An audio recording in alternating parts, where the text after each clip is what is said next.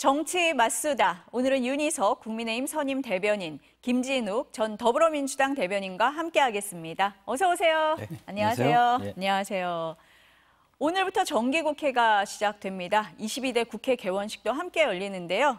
조금 전 국회 본회의장에서 개원식이 열리고 있습니다. 22대 국회의원 임기 시작 후 96일 만에 열리는 역대 최장 지각 개원식입니다. 그런데 오늘 개원식에 대통령은 참석하지 않습니다.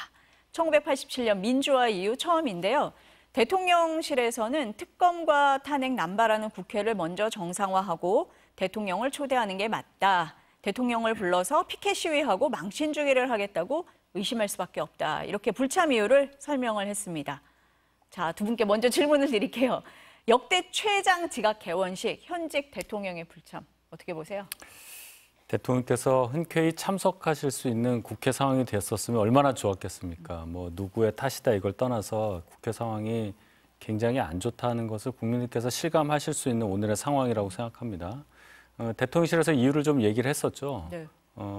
국회를 대통령이 방문을 했을 때 과연 어떤 일이 벌어질 거냐, 거기에 대한 신뢰가 없다는 이제 뜻으로 받아들이는데, 더더군다나 어제 여야 당대표 회담을 통해서 그래도 정치 복원에 한 반걸음 한 걸음 정도 나갔다고 볼 수 있는 상황에서 대통령이 또 국회를 방문했을 때, 물리적으로 방문했을 때 벌어질 수 있는 상황을 걱정하지 않을 수가 없었다는 게 용산의 입장이라고 저는 들었습니다. 물론 민주당에서 우리가 언제 그렇게 하겠다고 했느냐 하겠지만은 사실 그동안 21대 국회 처음부터 그랬어요.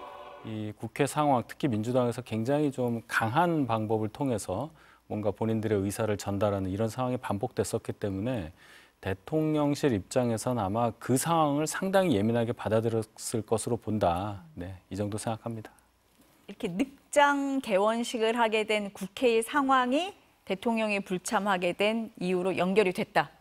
네, 제가 논리를 말씀드렸습니다. 네, 어떻게 보셨어요, 대변인? 아무리 그런 상황이 네. 있다 하더라도 대통령께서 22대 국회의 개원식을 겸하는 오늘 정기국회 개회식도 있지 않습니까? 그렇다면 참석을 하시는 것이 맞았다라는 생각이 들고요. 그런 면에서 참석하지 않으신 부분은 대단히 아쉽게 생각합니다. 국회의원은 단순하게 어떤 그 여야를 대표하는 게 아니라 국민을 대표하는 자리에 있는 사람들이고요. 또 국회는 이 국정 운영의 동반자 아니겠습니까? 파트너로 인정을 하셔야 되는데 여전히 대통령께서 마유웨이를 부르고 계신 게 아니신가 하는 측면에서 좀 답답한 측면이 있다라는 생각이 좀 들고요.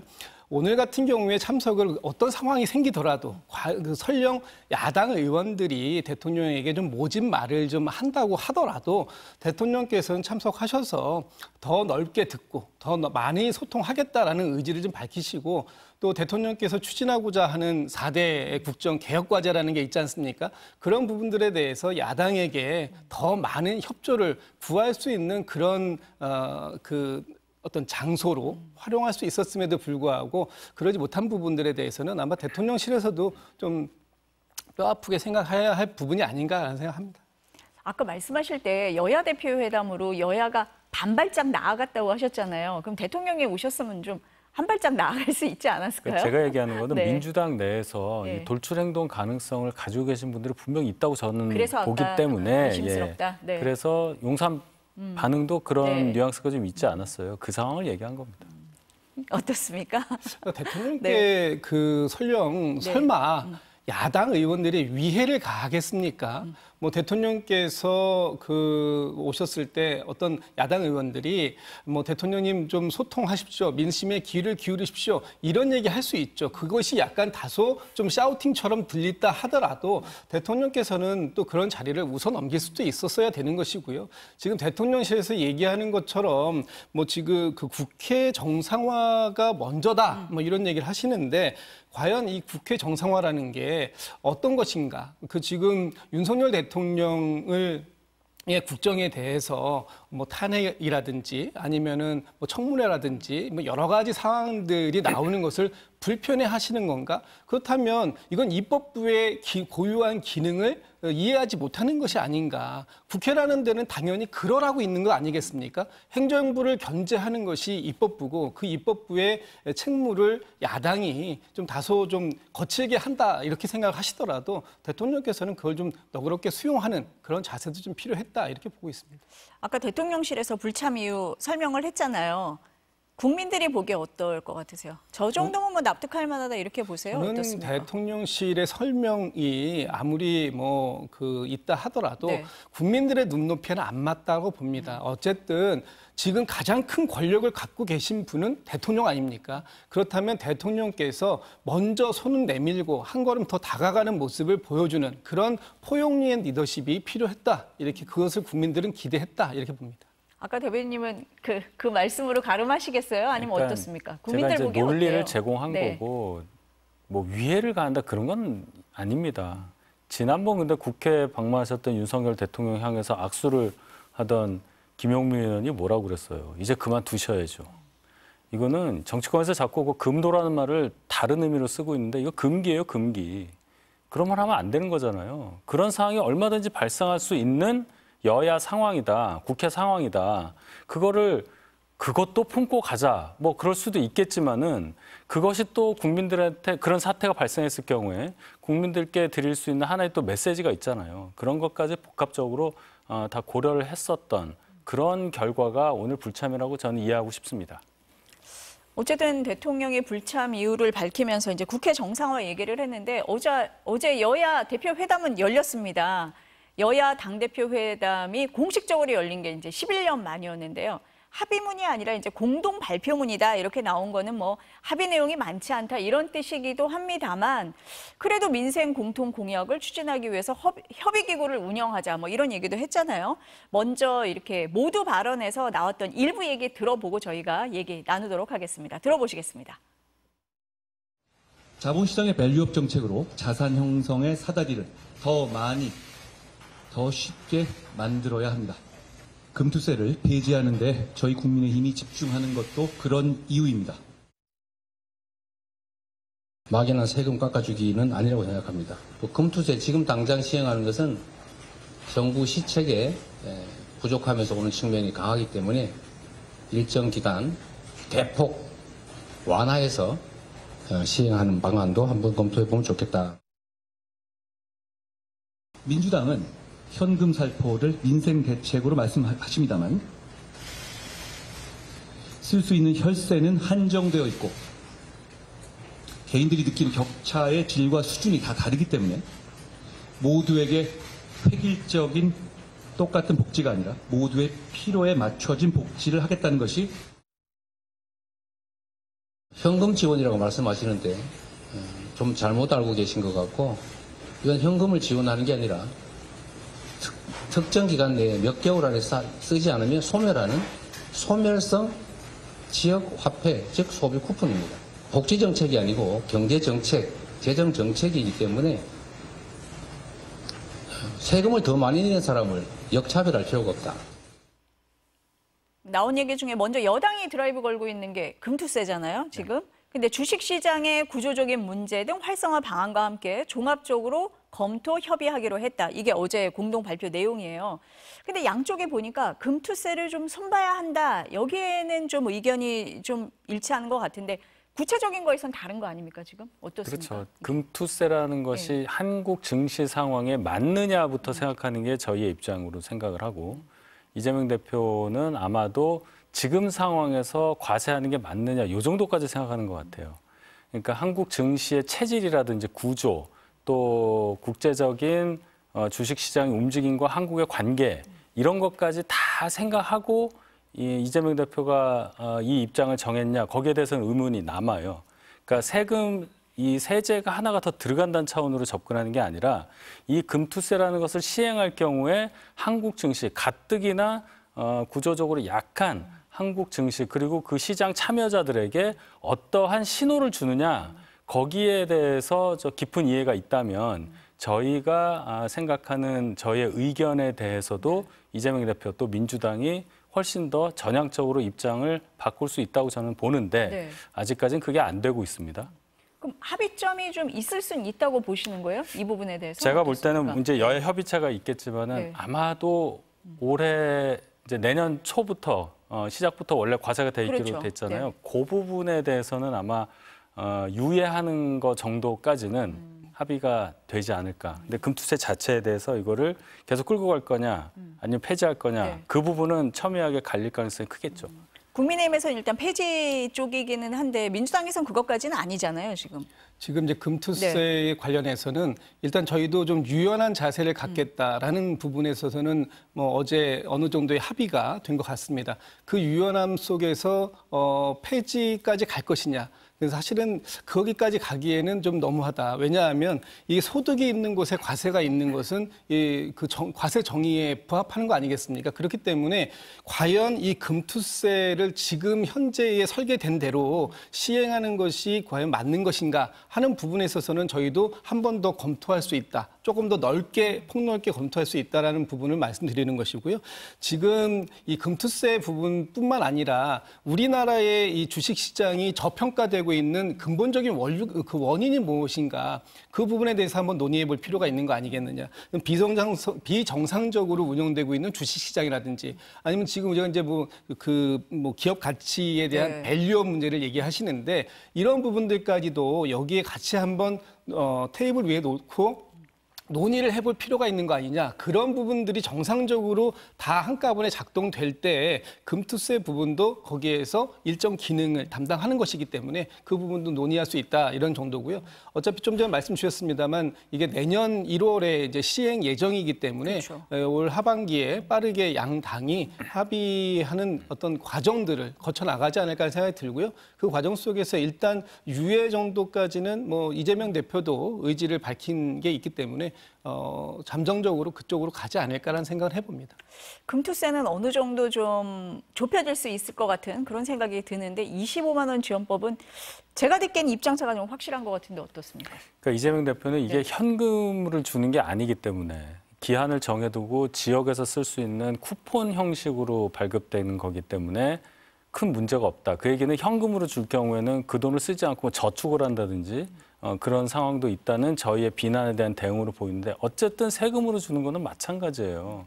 저희가 핵심으로 보는 거는 재정 건전성을 얘기하는 거고 두 번째는 이것을 일률적으로 모든 국민에게 똑같은 금액을 줬을 때 발생할 수 있는 어떤 부작용 그리고 특정한 부분에만 매출 증대가 일어날 수 있다는 그런 또 연구 결과들 이런 걸 본다면 똑같은 재원을 만약에 쓴다고 할 경우에 뭐 13조 이렇게 얘기 나오잖아요.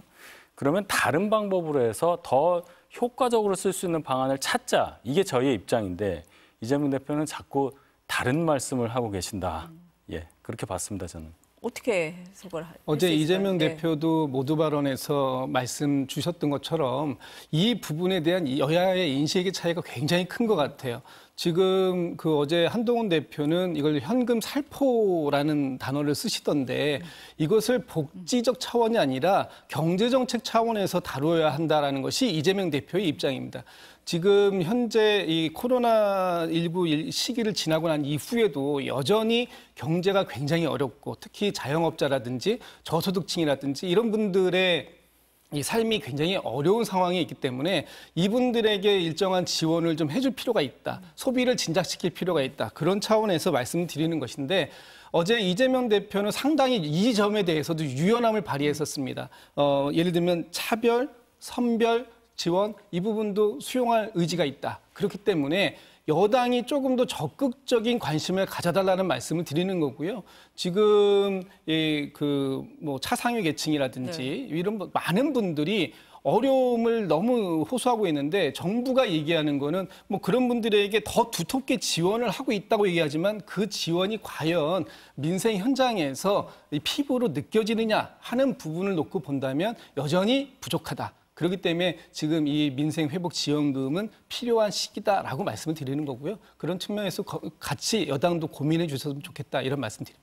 지금 말씀하신 것처럼 이재명 대표가 차등 지급, 선별 지급도 받겠다라고 했잖아요. 그 부분에 대해서는 좀 합의가 될 수 있는 부분이 없는 겁니까? 이거 바라보는 시각이 달라서 그래요? 아니 합의될 수 있는 여지가 있죠. 그러니까 지금 논리적으로 안 맞는 말씀을 하시는 거예요. 왜 지원을 안 하냐면서 차상위 계층 얘기하셨잖아요. 저희가 얘기하는 게 그거예요. 돈을 쓰더라도 효과가 있을 부분에 집중해서 쓰자. 그게 선별 지원이잖아요. 네. 민주당은 처음부터 선별 지원에 대해서는 선을 긋고 25만 원에서 32만 원인가요? 거의 일률적으로 주는 얘기를 했단 말이에요. 거기에 대해서 저희가 비판을 하니까 선별도 받을 수 있다. 받을 수 있다. 논리가 안 맞지 않습니까? 지금 차상위 계층이 어렵다면 그건 차상위 계층에 집중하는 얘기를 처음부터 하셔야죠. 그러니까 민주당에서 말하는 이 정책 25만 원 지원금에 대해서는 민주당에서 대단히 이것을 정교하게 설계하면서 얘기한 게 아니라 이런 말씀 좀 죄송하지만 포퓰리즘 성격으로 먼저 꺼내놓고 진행하다 보니 여기까지 온 게 된다.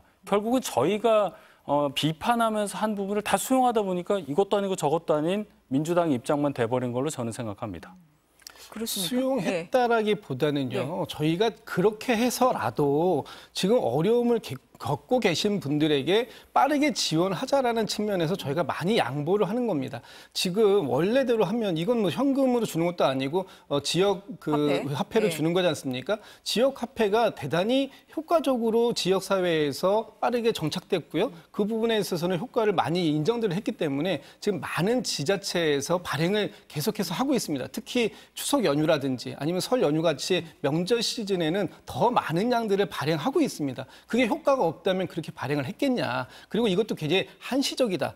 모든 사람에게 줄 수 있지만 그 사람들이 쓰지 않으면 일정한 기간 동안에 쓰지 않으면 그 부분은 다시 국고로 회수되는 것이거든요. 그렇죠. 그렇기 때문에 이 부분에 대한 그 효과성은 있다라고 말씀드리는 거고 그럼에도 불구하고 저희는 그렇게까지 갔으면 좋겠습니다. 그렇지만 지금 여당이 뭐 재정 상황이라든지 어떤 뭐 그 이념적인 상황이 있는지는 모르겠습니다만 선별적으로 차등적으로 지불하는 것까지 동의하실 수 있다면 저희는 그것도 좋다. 그것만큼이라도 받을 수 있으니 빠르게 협의해서 빠르게 이 어려움을 겪고 계신 국민들에게 도움을 드리자 이런 측면을 주장하고 있는 거죠. 여당에서도 이제 민생 지원 얘기를 했으니까 25만 원 지원법이 아니더라도 민생 지원에 관해서 좀 합의점이 있지 않겠나 이렇게 기대를 한 부분이 있어서 입장차가 이렇게 클 부분인가 이런 생각을 하신 분들이 있으신 것 같아서 제가 여쭤봤습니다. 네. 이 모두 발언에서 보면요. 두 대표가 서로 아픈 곳을 찔렀다. 이런 평가가 있는 부분도 있습니다. 이 부분입니다. 들어보시겠습니다. 최근 이 대표님을 수사한 검사에 대한 탄핵이 헌법재판소에서 만장일치로 기각됐죠. 이 대표님과 민주당에 대한 수사나 기소에 관여한 검사들을 상대로 시리즈처럼 해온 민주당의 탄핵은 곧 예정된 판결 결과에 불복하기 위한 빌드업으로 보는 분들이 많이 계십니다. 제3자 추천 특검으로 하자라고 말씀하셨습니다. 또 조건을 하나 더 붙이셨는데 증거 조작 이것도 특검하자 하시죠. 괜찮습니다. 저희가 수용하겠습니다. 이제 결단하셔야 됩니다. 입장이 난처한 거 이해합니다. 그러나 공당이란 또 국민을 대표하는 정치인이란 자신이나 개인 또는 주변의 특별한 문제 때문에 국민적 대의를 벗어날 수는 없는 것. 한동훈 대표가 이재명 대표의 사법 리스크를 찔렀더니 이 대표는 최상병 특검법을 두고 불거진 윤 대통령과 한 대표의 당정 갈등을 거론했다. 이렇게들 얘기를 하는데요. 먼저 한동훈 민주당이 주도하고 있는 검사 탄핵이 이재명 대표 판결에 불복하기 위한 빌드업이다. 이게 한 대표 주장인데 그렇습니까? 그런 의견이 있다. 그런 의견이 있다. 이렇게 이런 얘기했잖아요. 예. 그러니까 결국은 이제 검찰 수사 단계에서는 검찰을 맹공을 하다가 네. 이제 법원 단계 재판 결과가 이제 곧 나오니까요. 그 단계로 넘어가는 중 아니겠어요? 이재명 대표 입장에서 물론 그 판결의 예상치를 어디까지 보시는지는 뭐 저도 모르겠습니다만은 어쨌든 걱정을 많이 하실 거예요. 그러면 일반적으로 뭐 1심에서 유죄 나올 수 있는 재판이 한두 개 정도 된다고 보잖아요. 그럴 때 어떻게 반응을 해야 하고 그때 나올 수 있는 여론에 대해서 미리 선제적으로 뭘 해야 될까라는 그런 판단에 따라서 뭔가 정치행위가 이루어지고 있다 이렇게 볼 수도 있어요. 예를 들어서 민주당의 꽤 많은 의원님들이 방송이나 언론을 통해서 하는 말씀이 없는 죄를 만들어서 유죄 판결을 내리면 사법부는 국민적 저항에 직면할 것이다. 이런 얘기를 막 한단 말이에요. 이거는 누가 들어도 이재명 대표 재판에 대한 예상치, 거기에 대한 미리 보는 민주당의 반응이라고 볼 수밖에 없잖아요. 그런 차원에서 다른 검사들도 아니고 공통점이 있죠. 이재명 대표 관련한 수사를 아주 열심히 수행했었던 분들에 대해서만 이상하게 공교롭게도 탄핵을 진행했던 부분에 대해서는 방금 제가 설명한 그 부분, 민주당의 그러한 어떤 의도가 깔린 탄핵이 진행됐고 그것의 결국 종착역은 이재명 대표 판결에 대한 어떤 방어막을 만들기 위한 하나의 준비가 아니었나, 그런 의혹을 한동훈 대표가 굳이 말씀하셨습니다. 굳이 말씀을 하셨다. 어떻게 보세요, 이 부분은? 그 여당의 네. 프레임 씌우기라고 봅니다. 왜냐하면 지금 그 이재명 대표가 재판에 성실히 임하고 있고 그 재판의 결과들이 아직 1심 결과도 나오지도 않은 이 상황에서 1심 결과 판결이 나오면 불복할 거다. 할지 안 할지 뭐 어떻게 예상하겠습니까? 그런데 이미 그런 작업을 하고 있는 거 아니냐라는 얘기를 하셔요. 좀 전에 윤 대변인께서 말씀 주셨던 것처럼 당연한 거 아닙니까? 재판의 증거에 의하지 않고 조작된 증거에 의해서 판결을 하면 국민적 저항이 있을 거다. 아주 원론적인 얘기 아니겠습니까? 이런 원론적인 얘기조차도 이건 불복을 위한 빌드업이다.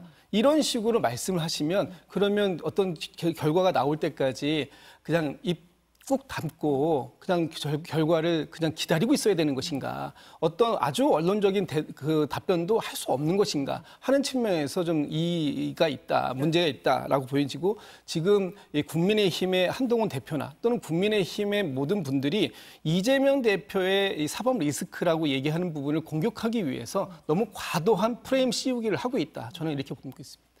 어제 모두 발언에서 굳이 이 말씀을 한 이유는 뭐라고 보세요?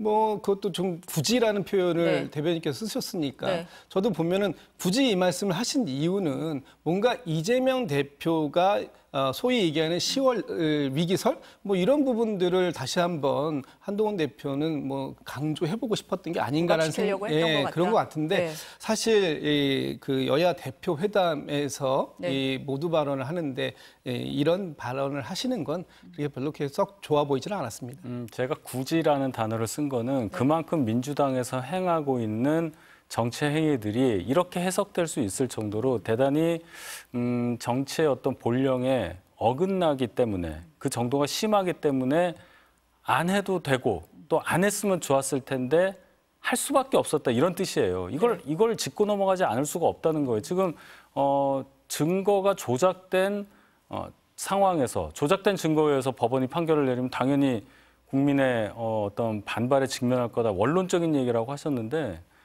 증거가 조작됐다는 말 자체에 대한 증명은 어디에도 없고요. 지금 판결이 다 끝나서 대법원 최종심까지 끝난 상태면 그렇게 얘기할 수도 있겠지만 지금 판결 선고를 1심에서 하려고 하는 중이에요. 그러면 그 담당 판사에 대한 심리적인 압박, 이런 것도 다 계산한 거 아니겠어요? 이건 명백하게 재판 개입하려는 것이고 사법 시스템에 대한 정면 도전이라고 저는 생각을 합니다. 이런 얘기 하시면 안 되는 거예요. 그리고 일반적인 분들이 아니라 국회의원, 최고위원 막 된 분이 되자마자 나가가지고 방송에서 그런 얘기를 하잖아요. 이런 것에 대해서 한동훈 대표가 지적하지 않을 수가 없었다. 그 뜻으로 제가 굳이라는 단어를 쓴 겁니다. 여야 대표 회담 모두 발언에서 얘기할 수밖에 없었다, 이렇게 말씀을 하셨는데, 한동훈 대표한테 어려운 숙제는 최상병 특검법입니다. 이걸 또 얘기를 했어요. 국민의힘 당내 설득이 가능하겠느냐, 이 얘기 계속 나오잖아요. 그러니까 민주당에서는 네. 여야 대표 회담 전후 계속 한동훈 대표가 당내에서 무슨 권한이 있느냐, 실권 얘기를 했었죠. 그렇죠. 네. 할 수 있는 게 뭐가 있느냐, 만나준 것만 해도 우리가 많이 양보한 거다, 이런 식으로 얘기를 합니다. 그럼 애초에 왜 만나자고 하셨어요? 이재명 대표도 만날 필요가 있었고 만나서 얻는 게 있으니까 한동훈 대표 보고 만나자고 했을 겁니다. 자, 저희의 입장은 그래요. 이 최상병 특검법 관련해서 한동훈 대표가 그동안 쭉 해왔던 말이 있지 않습니까? 거기에 대해서도 다시 한번 그 특검법에 대해서 본인이 얘기한 것, 그것을 실천하겠다는 의지를 이재명 대표에게 표명을 했어요. 그러나 이것을 저희 당론으로 해서 발의되는 단계까지, 또는 어떤 최종안을 가지고 민주당과 협의하는 단계까지 아직 미치지 못했다. 저희가 죄송한 말씀이지만 민주당처럼 일극 체제여서 당대표가 딱 얘기하면 쫙 가고 그렇게가 안 됩니다. 저희가 어떤 의사결정 과정을 거쳐야 하는데 아직까지 심각하게 이 부분에 대해서 총의를 모을 만한 과정은 밟지 못했다. 그러니 민주당에서 뭐 26일, 8월 26일까지 뭐 이렇게 시한을 정하고 하는 것이 하등 도움이 되지 않는다. 민주당에서 이 특검법안 통과라는 것에 대한 진심을 갖고 있다면 이렇게 압박을 하지 말고 정말로 저희의 상황까지 고려한 다음에 같이 갈 수 있는 태도를 보여주셔야지 이걸 가지고 한동훈 대표의 뭐 권한의 진정성 여기까지 얘기하는 것은 도를 많이 넘었다고 저는 봅니다. 그러니까 어쨌든 한동훈 대표는 당내 설득이라든지 당론을 만드는 과정을 지금 하고 있다 이렇게 봐야 됩니까? 하고 있는 것이죠. 하고 있는 것이다. 어떻게 보세요?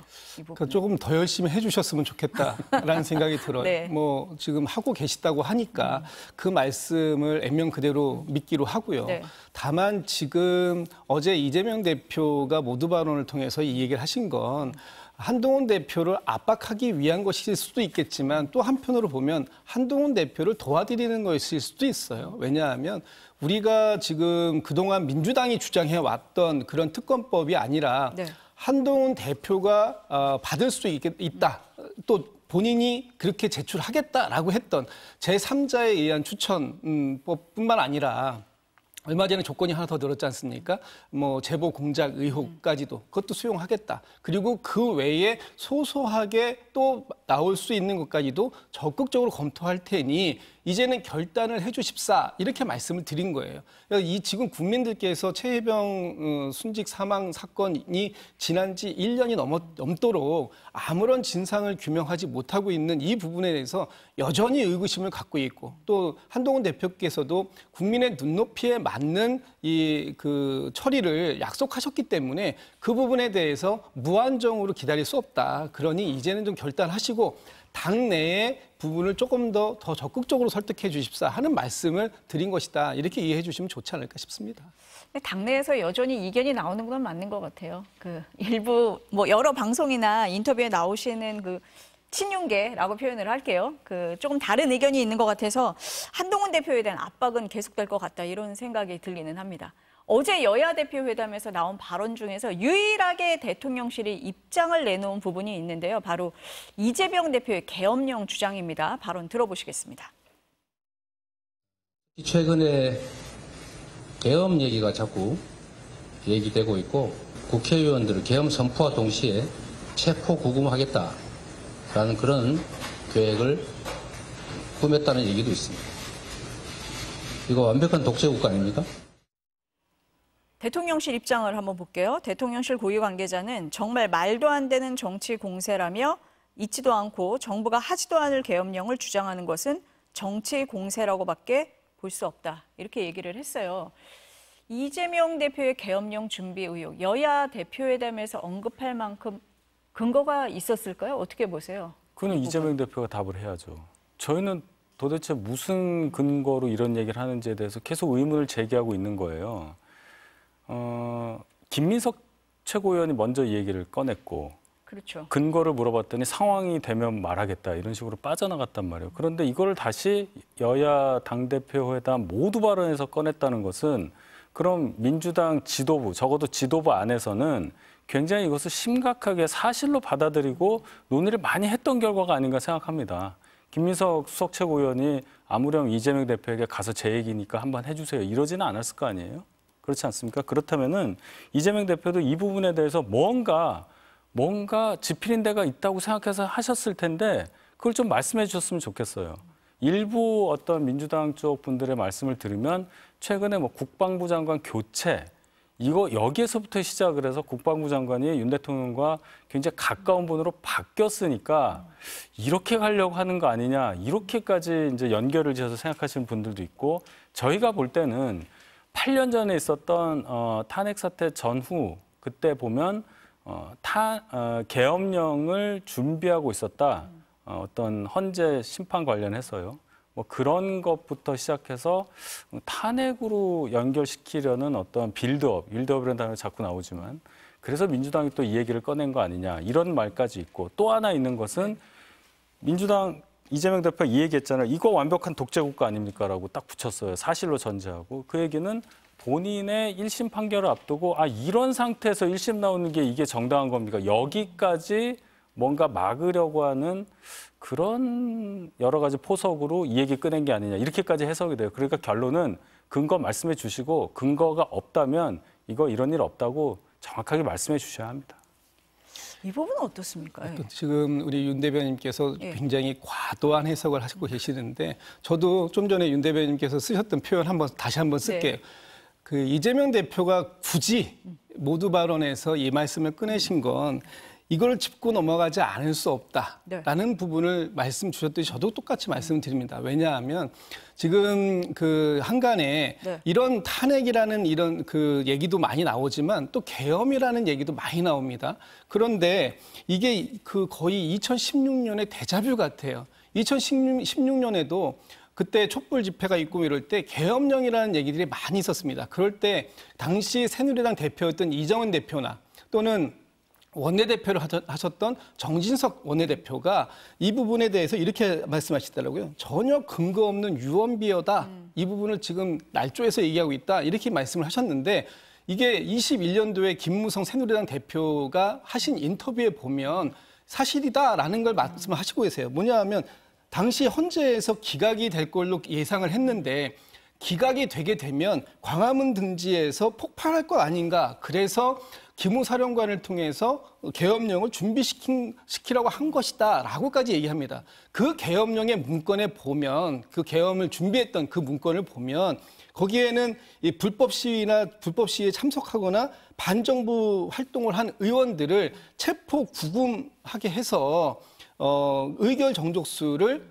무산시키는 이런 계획이 필요하다는 얘기가 들어있어요. 만약에 그렇게 된다면 아까 이재명 대표가 모두 발언에서 말씀하셨듯이 그렇게 돼서 계엄령을 해제할 수 없는 상황이 되게 되면 완벽한 독재 국가로 가는 거 아닙니까? 라는 취지의 말씀은 다 이런 맥락에서 얘기를 한 것이다. 그렇기 때문에 이것이 사실이 아니라면 지금 우리 그 민주당이 이거에 대해서 해명할 게 아니고 정부가 이런 계획을 갖고 있는지 갖고 있지 않다면 갖고 있지 않다라고 말씀을 하시면 되고 설령 김민석 최고위원이 얘기한 것도 이런 거 있었습니다. 사전에 예방하는 차원에서 미리 경고해 두는 것이다. 그렇기 때문에 아니면 아니라고 하시면 되는 거 아니겠습니까? 아니 계엄령까지 계획을 하고 있다면은 사전에 예방이 무슨 의미가 있어요. 정말 할 사람이면 하는 거죠. 그거는 의혹을 던진 사람이 그냥 피해가려고 하는 변명거리밖에 안 됩니다. 그리고 아까 2016년 얘기 딱 반만 얘기하셨어요. 그때는 어떤 의견도 있었냐면 그 문건 안에 탄핵이 인용이 됐을 때 보수 쪽에서 또 불복을 해서 뭔가 소요 사태가 일어났을 때 그게 먼저 나와 있습니다. 그러니까 계엄을 검토했던 사람들 입장에서는 헌재의 결정이 어떤 식으로 나든지 간에 큰 사회적인 혼란이 예상이 되니 이것을 군의 힘으로 사법, 행정, 그래서 경찰력으로는 유지할 수 없는 사회 안전을 군의 힘으로 하는 것도 생각을 해봐야 되겠다. 이렇게 들어간 거지 이것을 정말 헌정을 중단시키고 뭔가 다른 힘으로 인해서 뭐 헌재 결정이라든지 국회 과정, 결정 이런 것들을 완전히 무효화시키자 이런 정치적인 의도하고는 거리가 멀었다. 그런데 이것을 한쪽으로만 보고 8년이 지난 지금 이 순간 전혀 상황이 다른데도 똑같은 논리로 지금 의심을 하고 있는 거잖아요. 그럼 근거 없이 의심을 한다고 제가 이해를 한다면 근거 없다는 것마저도 확실하게 말씀해 주시기를 저는 바라요. 그래서 대통령실에서도 유일하게 이 부분에 대해서 입장을 낸 것 같긴 한데 지금 두 번 말씀을 들어보니까 여야 대표 모두 짚고 넘어갈 건 다 짚겠다. 약간 이런 분위기가 좀 있었던 것 같아요. 어제 모두 발언에서 보면은 뼈 있는 농담도 오갔어요. 잠깐 보실까요? 이거 화난다고 멱살도 못 잡겠네, 이거. 이렇게 하시고 나서 비공개 회담에서는 1심 결과에 승복해야 한다는 취지의 한 대표 발언이 있었고 이 대표가 공격하는 거 아니냐 이러면서 불쾌감을 드러냈다는 얘기도 있습니다. 근데 오늘 오전에 회의 발언을 보면 두 대표가 전부 다 비공개 회담에서 허심탄회하게 얘기했다. 뭐 합의 진전도 이렇다 이런 얘기 합니다. 진짜 그럴까요? 좀 물꼬가 트이는 겁니까? 어떻습니까? 제 생각은 그렇습니다. 오늘 저희 최고위원회가 있었고 그 사전에 저희끼리 비공개로 또 회의를 한단 말이에요. 그때 이제 한동훈 대표 뭐 여러 말씀하셨고 뭐 표정 여러 가지 제가 보잖아요. 어제 회동이 그래도 꽤 의미가 있었다라는 평가를 본인 스스로 한다고 저는 봤습니다. 뭐 100가지 이슈 중에 뭐 한 95개 정도 틀리더라도 한 5개 정도가 그래도 맞는 뜻이 있다면 그 자체로 의미가 있다고 볼 수 있는 건데 아마 그런 차원에서 의미를 찾았다. 그리고 정치 경력이 일천한 여당 대표 입장에서 잔뼈가 굵은 정치권에서 그런 이재명 대표와 어떤 정치 복원의 첫 발을 내디뎠다. 본인의 힘으로. 그런 의미에서도 한동훈 대표에게는 소득이 큰 그런 회담이었다고 저는 평가를 해요. 예, 그런 분위기가 보였습니다. 어떻게 보세요? 이렇게 아까 뭐 뼈 있는 농담도 하고 그러는 것 같은데 아침에 그 두 당사자의 자평을 보면은 좋았다 이런 부분에 좀 방점이 있긴 합니다. 뭐 비판은 많습니다만. 네. 빅딜은 없었지만 네. 상당히 의미 있는 첫걸음은 내딛었다 이렇게 평가를 하는 게 맞을 것 같습니다. 여야 대표 회담에 대해서 너무 박하게 평가할 필요는 없을 것 같아요. 왜냐하면 지금 이 꽉 막혀 있는 국정을 어떤 형태로든지 돌파해야 하는 것은 필요하고 네. 그런 과정 속에서 양당의 대표들이 뭐 어느 정도의 재량권을 가지고 나왔는지는 뭐 중요하겠습니다만 그거보다도 더 앞서서 해야 될 건 재량권보다는 이 두 분이 자리를 같이 하면서 이해의 폭을 넓히려고 하는 노력을 했다. 지금도 자료화면에 나오고 있습니다만 같이 계단도 내려오시고 원래 예정되었던 만남의 예정 시간이 90분이었는데 네. 그걸 한 2배 정도 그러게요. 훌쩍 넘겨서 한 3시간 가까이 만났다라는 건 그만큼 더 가까워질 수 있었던 거리감을 좁힐 수 있었던 그런 계기가 되었다면 앞으로도 아마 뭐 계속해서 입장이 다른 부분은 있겠습니다만 그 다른 부분을 좁혀나가는 그런 노력, 그런 부분들에서 의미는 충분히 있었다고 뭐 봐야 되지 않을까요? 이 국민들이 관심 있는 거는 사실 의료 대란이었는데 공식 의제는 아니었어요. 근데도 논의가 됐어요. 추석 연휴 응급 의료 체계 구축에 만전을 기할 것을 정부에 당부하고 국회 차원의 대책을 협의한다. 요 정도예요.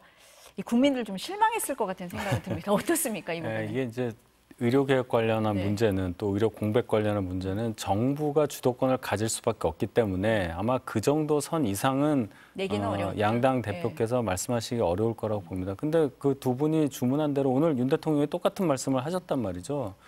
결국 추석 연휴 앞둔 요 며칠 사이에 뭔가 조치가 있어야 되지 않을까 이런 의견들이 많은데 지켜봐야 되겠죠. 대통령 그리고 정부에서도 충분히 이 상황의 심각성을 알고 있기 때문에 오늘 대통령의 그런 발언이 또 있었다고 저는 보거든요. 뭐 추석 연휴 기간 동안에 운영을 해야 하는 병원을 지정한다는 얘기까지 나오고 있지 않습니까? 네. 따라서 상황 인식에 대해서는 이제 큰 차이는 없어 보인다. 그렇다면 나올 수 있는 해법에 대해서도 다 이해할 수 있는 수준의 해법이 어느 정도는 또 발생하지 않을까 저는 그렇게 예상을 해봅니다. 상황 인식의 차이가 많이 줄었다 이렇게 보세요? 일단은 그렇게 봐야 되겠죠. 이제 대통령께서는 네, 국정 브리핑 응급의료 당시에 체계라든지 보면 아닌 것 같아서. 네. 그러니까 유지되고 있는 상황에 대해서 설명을 하신 것 같고 방점을 네. 그럼 실제로 들어갔을 때 그럼 과거와 똑같이 100% 운영되고 있냐 그건 아니란 말이죠. 네, 거기에 그렇죠. 대해서는 뭐 정부에서도 인정을 하고 있습니다. 그러니까 실제적으로 들어갔을 때 의료 서비스가 국민의 생명과 건강에 미칠 수 있는 영향이 6개월이 지난 지금 점점 더 커지고 있으니 제가 볼 땐 시간이 가면 갈수록 여야 대표 또 국민들 또 정부 생각이 다 같아질 거라고 저는 생각합니다.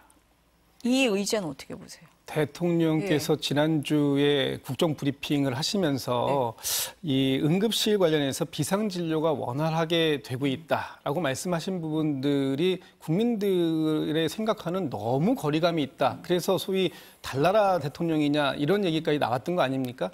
근데 이번 여야 대표께서 한 목소리로 지금 응급 상황이 굉장히 응급하다. 이런 데에 인식을 같이 했다라는 것이 대통령실에 전달이 되었을 것이고요. 대통령께서도 그 부분에 대해서 좀 뼈아프게 좀 받아들이셔야 될 부분이 있다. 오늘부터 뭐 응급실 상황에 대해서 일일 브리핑을 한다 브리핑. 이렇게 네. 얘기가 나오던데 네. 지금 브리핑이 중요한 게 아닙니다. 이 대책이 정말 지금 어느 그 응급실이 가동되고 있습니다. 얼만큼 가동되고 있습니다. 이런 것들을 국민들께서는 궁금해하는 게 아니고요. 내가 아플 때 내가 응급실을 이용할 수 있겠는가 하는 부분이 궁금한 것이고 그런 것들이 원활하게 진행된다면 아마 이런 일일 브리핑도 필요 없지 않을까. 그래서 여야에서 대표 회담을 통해서 나왔던 인식이 이것이 국민의 눈높이고 이것이 국민들이 바라는 바다라는 부분들을 정부가 적극적으로 수용하는 자세가 필요하지 않을까 싶습니다.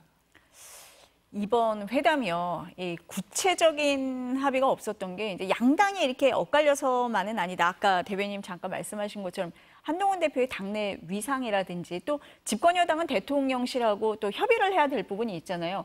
그런 것 때문에 이 어떤 합의점이 좀 적었던 거 아니냐 이런 얘기가 나오는데 이 부분은 어떻게 보세요? 여야 네. 당대표 회담이 11년 만에 열린 게 만나기 싫어서가 아니라 어떤 합의를 할 수 있는 그런 자리가 아니기 때문에라고도 저는 생각을 해봤습니다. 자꾸 민주당에서는 네. 한 대표에게 실제 권한이 있느냐고 얘기하지만 이재명 대표가 처음에 이걸 제안해서 이 성사된 만남이잖아요. 한번 생각을 해보세요.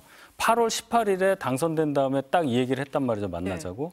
그래서 만나겠다 했는데 코로나 때문에 일주일 정도 넘어가고 이러면서 그 며칠 안 되는 사이에 그냥 급속도로 빨리 준비해서 만나게 된 거예요. 그렇다면 뭘 합의를 할 수가 있고 어떤 빅딜의 결과를 내놓을 수 있었겠습니까? 이재명 대표조차 금투세 관련해서 딱 부러진 얘기를 못하고 있어요.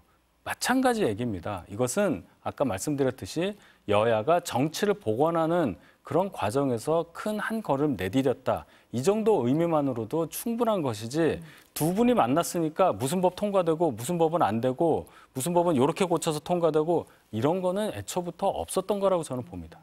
어떻게 보세요? 그러니까 그 재량권의 차이는 분명히 존재하는 것 같아요. 뭐 지금 국민의힘에서는 이재명 대표를 일극 체제다 이렇게 비판을 하지만 사실 그만큼 이재명 대표가 갖고 있는 재량권의 크기는 크다. 뭐 이렇게 또 역으로 이해할 수 있는 부분 아닙니까?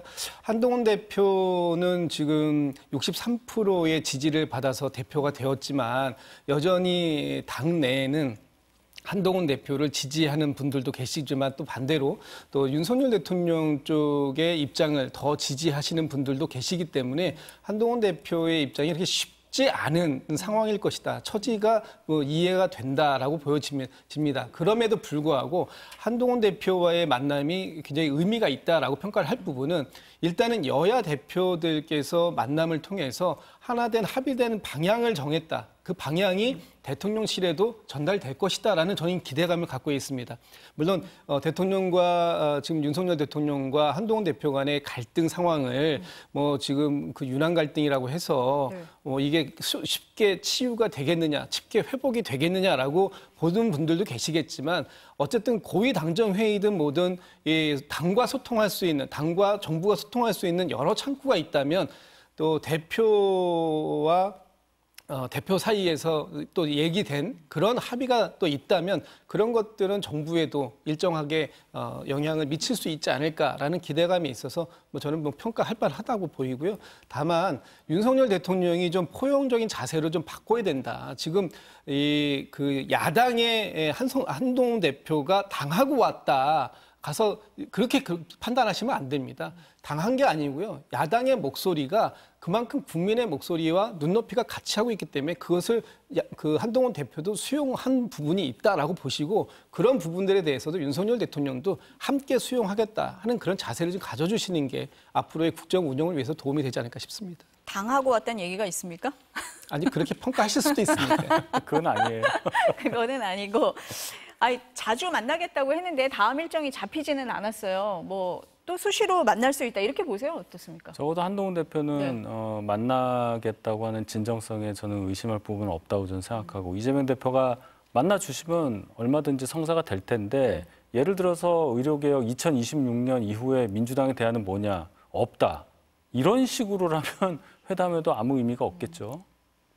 또 만난다 이렇게 보세요? 회담을 정례화 제안을 한동훈 대표가 하셨습니다만 이것이 정례화하는 것하고 뭐 자주 만나는 게 큰 의미가 있지는 않을 것 같아요.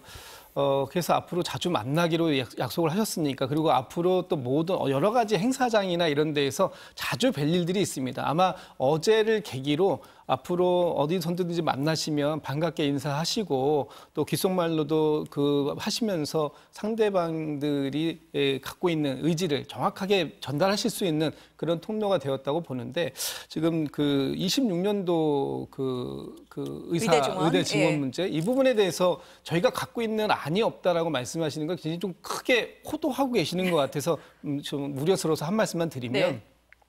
일단 26년도 그 의대 정원 증원 문제에 대해서는 유예하자는 한동훈 대표의 의견에 저희가 동의를 한 겁니다. 그리고 나서 26년도에 얼마만큼 증원을 할 것인지에 대해서는 어떤 사회적 합의 기구를 만들어서 거기에서 논의해보자 그런 차원에서 어떤 지금 갖고 있는 담은 몇 명으로 가야 된다라는 구체적인 인원에 대한 부분을 갖고 있지 않다라고 말씀을 드리는 걸 마치 우리는 아무 생각이 없으니 당신들이 알아서 하십시오라고 얘기한 것처럼 말씀하시는 건 그거는 어제의 합의 정신을 조금 위배하는 게 아닌가라는 생각이 들어봅니다. 두 분 말씀을 들으니까 현안이 많아서요. 당대표가 자주 만나셔야 될 것 같습니다. 오늘 말씀은 여기까지 듣겠습니다. 감사합니다. 네.